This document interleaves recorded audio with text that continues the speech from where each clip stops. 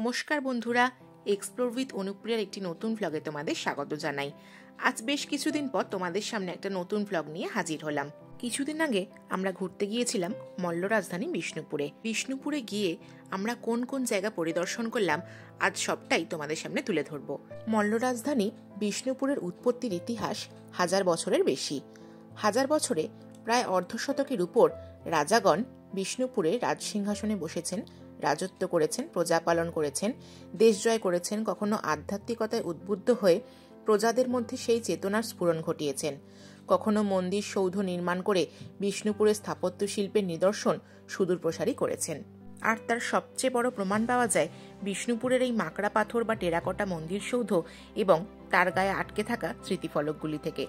পুরুলিয়া থেকে বিষ্ণুপুরে আমরা এসেছিলাম কেবলমাত্র একটি বেলার জন্য, তাই এখানকার সবকটি দর্শনীয় স্থান আমাদের কভার করা পসিবল হয়নি।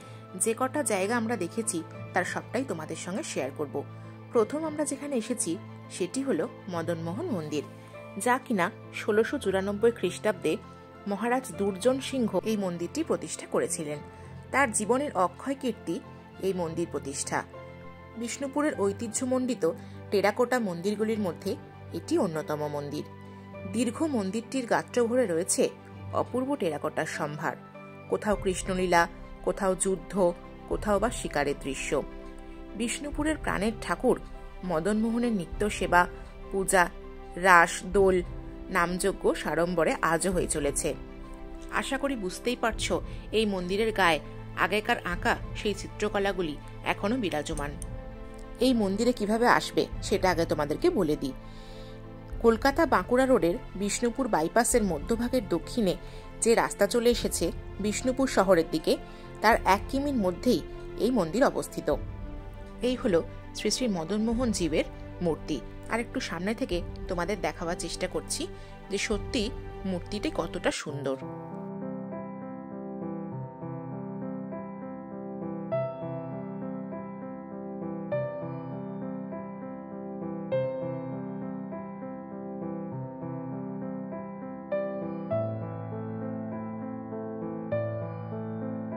মদনমোহন মন্দিরের ঠিক বাইরেই তোমরা এরকম ছোটখাটো পোড়ামাটি জিনিসের প্রচুর দোকানপত্র পেয়ে যাবে।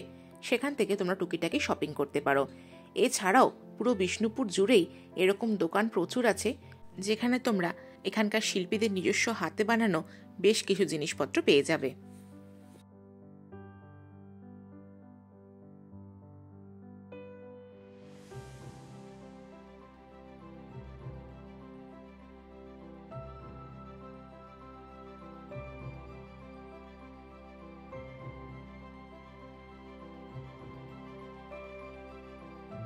মন্দিরের গেটের বাইরে এরকম বেশ বড় বড় কয়েকটা দোকান আছে, যেখানে খুব বড় বড় সাইজের বেশ কিছু ঘোড়া এবং আরো নানান ধরনের জিনিস এখানে পেয়ে যাবে। আমরা এখন চলে এসেছি বিষ্ণুপুরের আরো একটি দর্শনীয় স্থান রাসমঞ্চে। এখানে ঢোকার মুখেই তোমাদের টিকিট কেটে প্রবেশ করতে হবে।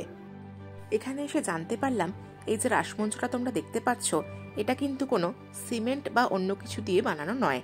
এটা হলো সম্পূর্ণভাবে চুন সুরকি দিয়ে বানানো রাসমঞ্চ। আরও জানতে পারলাম এই যে মন্দিরের প্রত্যেকটা দরজা, এই প্রত্যেকটা দরজার মধ্যে রাধাকৃষ্ণের মূর্তিকে বসিয়ে 5 দিন ব্যাপী নাম কীর্তনের আসর বসত। এই স্থানটির আনুমানিক বয়স প্রায় 424 বছর। মহারাজা বীর হাম্বির রাসমঞ্চ অভিনব শৈলের স্থাপত্যটি আনুমানিক ইংরাজি 1600 খ্রিস্টাব্দে স্থাপন করেন। পিরামিড আকৃতি সৌধটি বাংলার আর কোথাও দেখতে পাওয়া যায় না। এই মন্দির সৌধটিতে নির্দিষ্ট কোনো দেবতাকে প্রতিষ্ঠিত করা হয়েছিল বলে জানা যায়নি। তবে এখানে বিষ্ণুপুরের বিভিন্ন মন্দিরে রাধাকৃষ্ণের মূর্তি অনয়ন করে যে বিশাল রাসোৎসব পালন করা হতো সে বিষয়ে সন্দেহ নেই। বর্তমানেও এই বিশালাকার সৌধটি মাথা উঁচু করে বিষ্ণুপুর মল্লরাজাদের গৌরবান্বিত অধ্যায়ের কথা পর্যটকদের কাছে ঘোষণা করেছে। চলো তোমাদের পুরো মন্দিরটি একটুখানি ঘুরিয়ে দেখাই।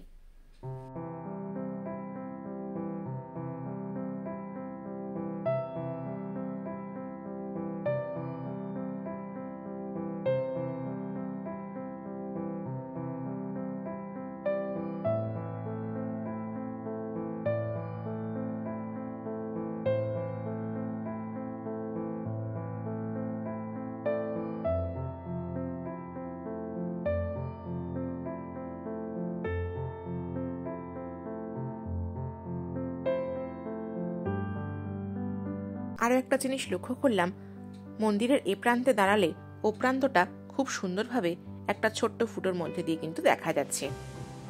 রাসমঞ্চের বাইরেও রয়েছে এরকম শপিং করার জন্য টুকটাক দোকান। আমাদের যেতে বেশ বেলা হয়ে গিয়েছিল বলে দুটো স্পট দেখেই আমরা চলে গিয়েছিলাম লাঞ্চ করার জন্য। আর লাঞ্চ করতে আমরা এসেছিলাম hotel Annapurna. Bishnupur college road, Dalmadal পাড়া, প্রফেসর কলোনিতে অবস্থিত এই অন্নপূর্ণা হোটেলটি। ভীষণ সুন্দর এবং পরিষ্কার পরিচ্ছন্ন ছিল এই জায়গাটি। খুব সুন্দর সুইমিং পুল ঘেরা এবং এক অত্যাধুনিক রেস্টুরেন্ট ছিল হোটেলটির মধ্যে। অন্নপূর্ণা হোটেলের এই রেস্টুরেন্টের নাম ছিল টেরাকোটা। রেস্টুরেন্টের মধ্যে ছিল খুব সুন্দর একটা অ্যাম্বিয়েন্স, যা কিনা তোমাদের নজর কাটতে বাধ্য হবে। মেনুটা একবার চোখ বুলিয়ে আমরা আমাদের পছন্দের খাবারটি অর্ডার করে দিলাম। বেশ বিকেল বিকেল হয়ে আসছিল বলে আমরা সেদিন আর ভাত অর্ডার করিনি। একটা কুলচা, নান আর চিকেন দিয়েই আমরা সেদিন মধ্যাহ্ন ভোজনটা সেরেছিলাম। প্রত্যেকটা খাবারের স্বাদ ছিল অনবদ্য। তারপরে আমরা অর্ডার করেছিলাম একটা স্পেশাল ডিশ, সেটা হলো চিকেন আলাকিভ। রাশিয়া এবং ইউক্রেনের একটি জনপ্রিয় খাবার হলো এটা। ভিতরে ঠান্ডা মাখন এবং চিকেনের একটা লেয়ার থাকে, তার উপরে ব্রেড ক্রাম্বস এবং ব্রেড দিয়ে রোল করে একটা ডিশ বানানো হয়। এটা আগে অনেকবার নাম শুনলেও কখনো ট্রাই করা হয়নি। এটাই ছিল আমাদের ফার্স্ট ট্রাই, এবং ফার্স্ট ট্রাই করেও এই আইটেমটা কিন্তু আমাদের অসাধারণ লেগেছিল। মধ্যাহ্ন ভোজন শেষ করে যখন আমরা বাইরে বেরোচ্ছি তখন এক সুন্দর কিউট দৃশ্য দেখতে পেলাম, তাই তোমাদের সঙ্গে শেয়ার না করে আর থাকতে পারলাম না। তোমরা যারা বিষ্ণুপুর এসে থাকবে মনে করছো বা খাওয়া দাওয়া করবে মনে করছো, তারা নিঃসন্দেহে এই হোটেলে এসে স্টে করতে পারো এবং এই রেস্টুরেন্টে এসে খাওয়া দাওয়া করতে পারো। আশা করি তোমরা নিরাশ হবে না। এরপর আমরা এসে পৌঁছলাম জোরবাংলা মন্দির। রাধাশ্যাম মন্দিরের দক্ষিণ পূর্ব কোণে এই মন্দিরটি অবস্থিত। 1655 খ্রিস্টাব্দে মল্লরাজ রঘুনাথ সিংহ বিখ্যাত এই টেরাকোটা মন্দির প্রতিষ্ঠা করেন। অপূর্ব এই মন্দিরটিতে দুটি বাংলা চালের ওপর একটি শিখর রয়েছে, তাই এর নাম জোরবাংলা। প্রকৃত নাম হল কৃষ্ণরায় মন্দির। কৃষ্ণরায় বিগ্রহের বর্তমানে বিষ্ণুপুর কৃষ্ণগঞ্জে রাধালালজিউ বিগ্রহের সাথেই পূজার্চনা চলছে। মন্দিরের গায়ে গায়ে পোড়ামাটির কাজগুলিতে রামায়ণ, মহাভারত, কৃষ্ণলীলা, যুদ্ধ শিকার সব রকম দৃশ্য ফুটে উঠেছে। জোরবাংলা এবং শ্যামরায় এই দুটি টেরাকোটা মন্দিরই মল্লরাজ রঘুনাথ সিংহের আমলে তৈরি হয়েছে। এই সময়টাকে টেরাকোটা শিল্পের উৎকৃষ্ট লগ্ন বলা যেতে পারে। একজন গাইড দাদা আমাদের বুঝিয়ে বলছিলেন যে মন্দিরের গায়ে গায়ে কি কি চিত্র খোদাই করা আছে। চলো দাদার কথাটা তোমাদেরকে একটুখানি শোনাই। রাবণকে উল্টে দিতে দেবেন, উল্টা আছে।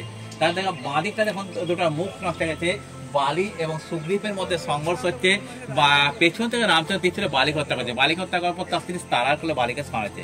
উপর দিকে উঠে গেলেন, লেফট আছে রাম, রাইট আছে রাবণ। রাবণের মধ্যে সংঘর্ষ, ঠিক রাবণের মাথার উপর দেখেন কুম্ভকর্ণ কিছু বানরসেনাকে গিলে ফেলছে। কুম্ভকর্ণ হাতের মধ্যে দেখতে পাচ্ছি রাবণের মাথা করে। আর এখানে বিষ্ণুর বিভিন্ন অবতারগুলো দেখা যাচ্ছে। বিষ্ণুর যে 10টা অবতার, সেই অবতারগুলো যেমন দুটো লাইনে দেখা যাচ্ছে। বরাহ অবতার, নৃসিংহ অবতার, মৎস্য অবতার, কুর্ম অবতার, বামন অবতার, রাম অবতার, বিষ্ণু অবতার, বৌদ্ধ অবতার, কল্কি অবতার, পরশ অবতার, বিভিন্ন অবতারগুলো দেখা যাচ্ছে। এই লাইনটা কৃষ্ণ বলরাম গোচা নেমেছেন।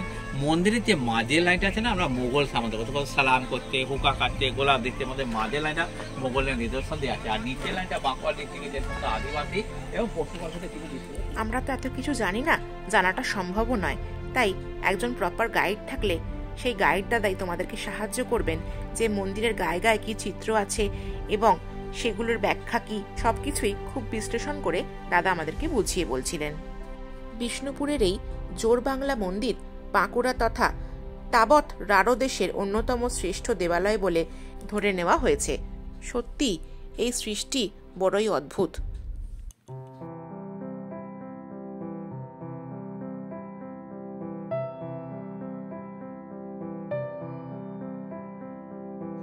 এই যে বাড়িগুলো আছে এখানে নাকি এখনো মল্ল রাজাদের বংশধররা বসবাস করে, তাই এখানে নো এন্ট্রি বোর্ড থাকে। এরপর আমরা চলে এসেছি রাধাশ্যাম মন্দির। মৃন্ময় মন্দিরের পূর্ব দিকে এই মন্দির ও নহবতখানা। চলো ভিতরে গিয়ে তোমাদেরকে দেখাই ভিতরটা ঠিক কিরকম। মল্লরাজ চৈতন্য সিংহ 1758 খ্রিস্টাব্দে এই মন্দির প্রতিষ্ঠা করেন। জানা যায় চৈতন্য সিংহের রাজত্বকাল এমনিতে সুখের হলেও বহিরাগত অশান্তি বিষ্ণুপুরকে বেশ বিব্রত করে তোলে। ইংরেজ শক্তি তখন বাংলাকে দাপিয়ে বেড়াচ্ছে, অর্থ সংকট দেখা দেয়, কিন্তু এত সব বাধা বিপত্তিকে উপেক্ষা করে তিনি পূর্বপুরুষের মন্দির মূর্তি প্রতিষ্ঠার ধারাকে বজায় রাখেন। তিনি যথেষ্ট ধার্মিক প্রকৃতির ও ঈশ্বর বিশ্বাসী ছিলেন বলে জানা যায়। এই মন্দিরটিকে বুড়ো রাধেশ্যাম মন্দিরও অনেকে বলেন। এখানে কৃষ্ণমূর্তি অন্য মূর্তির তুলনায় বৃহদাকার। এই বিগ্রহের সাথে বিষ্ণুপুরের অন্যান্য মন্দির থেকে আনা বেশ কয়েকটি মূর্তির নিত্য ভোগ, পূজা আরতি এখানে করা হতো। প্রাচীন মূর্তি দর্শন করব।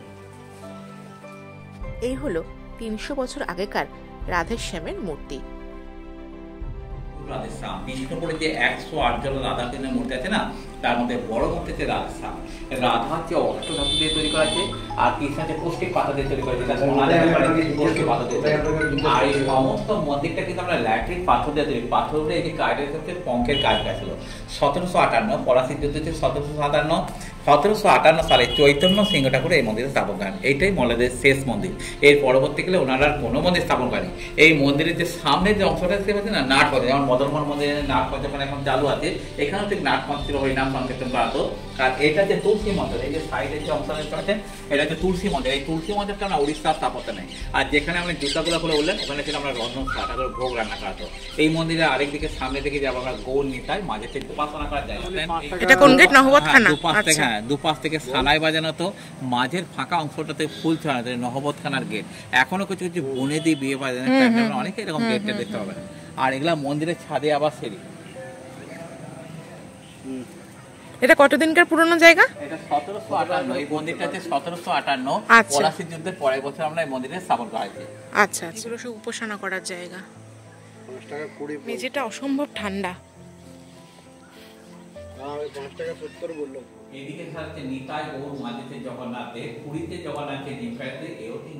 রাধেশ্যাম মন্দির দর্শন করে আমরা চলে গেলাম মৃন্ময় মন্দিরে।